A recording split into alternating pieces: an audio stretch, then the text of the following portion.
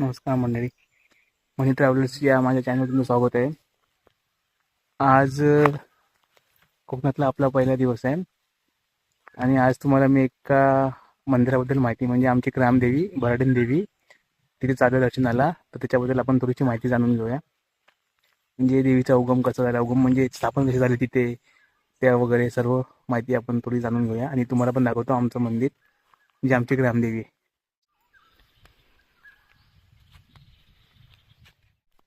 ही माझी आई. आता गावावरून मुंबई याचं परत नाव घेत नाही अजिबात. आणि आमचा मळा मंदिर तिकडे वरती आहे, आपण तिकडे जातो आता. ते समोर आहे मंदिर टेकडीवरती.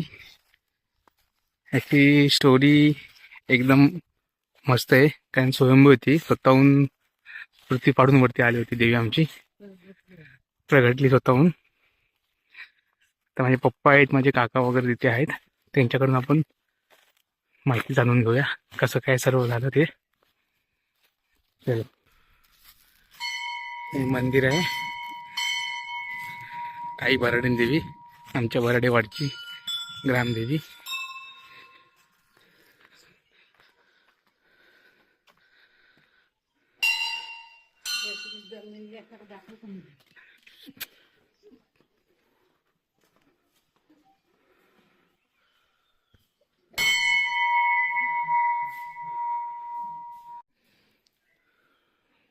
देवीची पूजा करून घेऊया, नंतर मग आपण माहिती ऐकूया.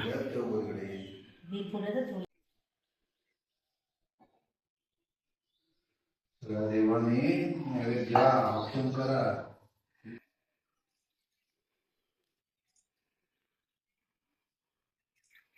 आमच्या इकडची मुंबईवाले गावी आले की पहिले देवीच्या मंदिराला भेट देतात.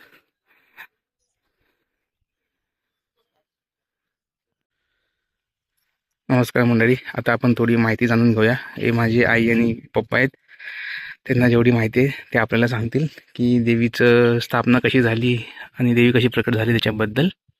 पप्पा सांगा, काय स्टोरी आपल्या मंदिराची? आपल्या मंदिराची स्टोरी म्हणजे अशी आहे, आम्ही भराडेवाडीमध्ये ज्यावेळी इकडे आलो त्यावेळी आम्ही कणेरी, नाचणेकर मंडळी, राऊत आहेत आणि काही इतर मंडळी तांबे म्हणून आहेत भाचे, हे सगळे आमच्या वाडीमध्ये आहेत.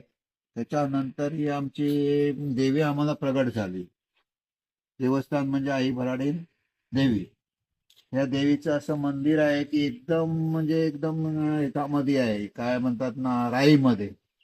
राय म्हटल्यानंतर हे जंगल म्हणून आहे, आजूबाजूला पूर्ण जंगल आहे. जंगल आहे. त्या जंगलामध्ये देवी भूमीकडून आली आणि कणेऱ्यांची गाय तिथे सतत 7 दिवस, 10 दिवस, 12 दिवस गाईचं दूध त्याच्यावरती धारा सोडून ही उभी राहायची. पण आम्हाला कळायचं नाही की ही देवी कुठे, गाई कुठे जाते आणि ही देवीला दूध कुठे सोडते. ज्यावेळी आम्हाला जेव्हा कळलं त्यावेळी ह्या गाईच्या देवीच्या राईमध्ये ती जायची आणि भार निघून जायची.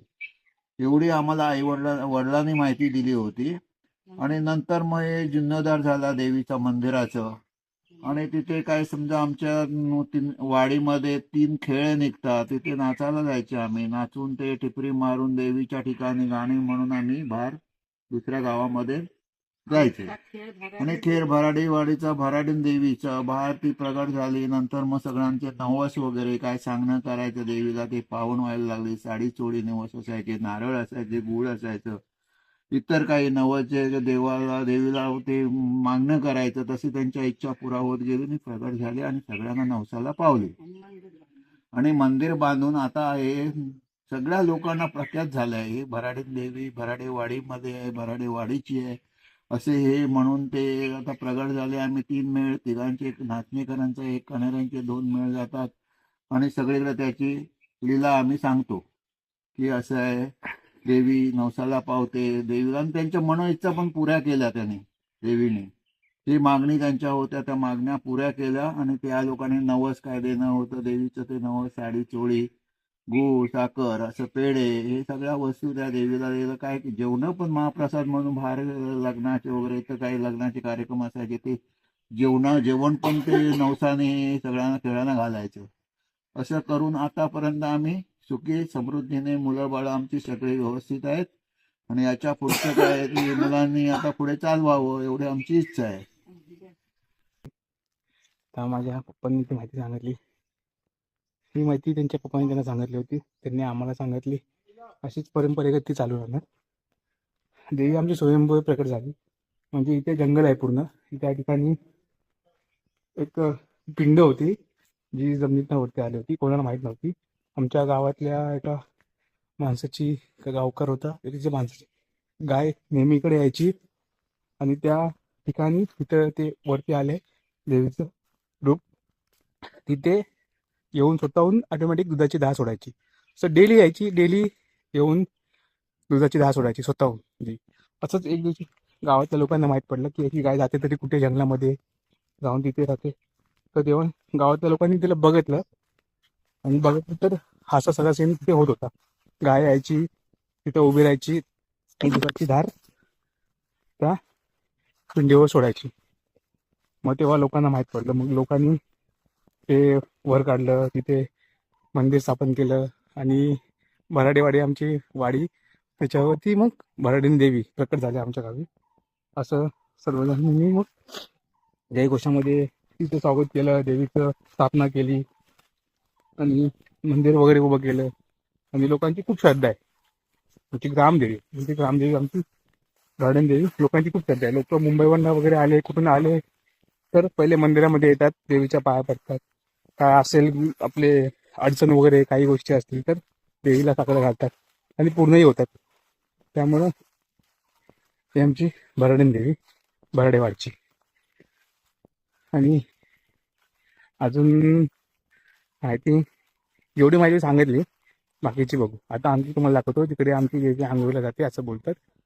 आता ही आपली घाटी म्हणजे देवी इथून आंघोळ करायला जाते. खाली खाली अशी बावडी आहे, देवीची वाड आहे तिथे. तिथे तुम्हाला मी दाखवतो. आणि तिथे एक गोष्ट आहे, तिथलं पाणी कधीच आटत नाही. पूर्ण आमचा व्हाळ सुकलाय बघा, पूर्ण व्हाळ सुकलाय, पण त्या ठिकाणचं पाणी कधीच आटत नाही. कारण तिथे देवी आंघोळ करते. तसं आमचे आजोबा पंजोबा असे बोलायचे. इथून देवी खाली आंघोळीला जाते, टाकून गावले तुम्हाला मी दाखवतो. बघा आता व्हाळ आमचं पूर्ण आटलाय, पूर्ण सुकलाय पूर्ण. पण जिथे देवी आंघोळ करते तिथे पाणी असणार वर्षाचे 12 महिने. तिथलं पाणी कधीच आटत नाही. ते बघा इथे पाणी वर्षाचे 12 महिने असतं. हे कुंड आहे छोटस, पाणी बघा. हे बघा, हे 2 कुंड आहेत छोटीशी. हे एक आहे आणि हे एक आहे. वरची राई वडाचं झाड मोठं होतं इथे पहिले वडा झाड होतं मोठं, ते कुठे गेलं झाड? ते आता मरून गेलं ना. हां, हे बघा इथे इथे आमची देवी आंघोळीला येते असं म्हणतात आमचे जुने लोक वगैरे. आणि इथलं पाणी कधीच आटत नाही. पूर्ण व्हाळ आटतो आमचा, सुकतो पूर्ण खालपर्यंत, पूर्ण सुकतो.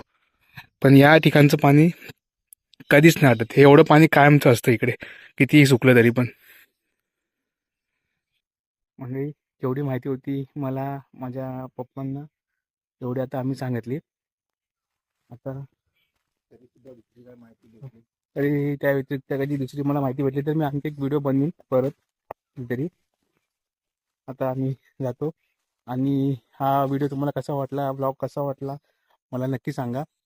आणि व्हिडिओला लाईक करा, शेअर करा, जेणेकरून अजून लोकांपर्यंत ही माहिती जाईल. आणि अशा कोकणातल्या जुन्या ज्या गोष्टी आहेत, काही गोष्टी माहीत नसतात लोकांना, कसं असतं तिथे काय असतं, कधी लोक फिरायला येतात वगैरे, त्यांना त्या गोष्टी माहीत नसतात. तर त्या त्यांना माहीत पडल्या पाहिजे लोकांना वगैरे. तर त्यांच्यापर्यंत त्या सर्वांपर्यंत माहिती पोहोचवा आणि व्हिडिओला नक्की शेअर करा. असेच व्हिडिओ तुम्हाला आवडत असतील तर मग चॅनलला सबस्क्राईब करायला पण विसरू नका. धन्यवाद. चलो बाय बाय.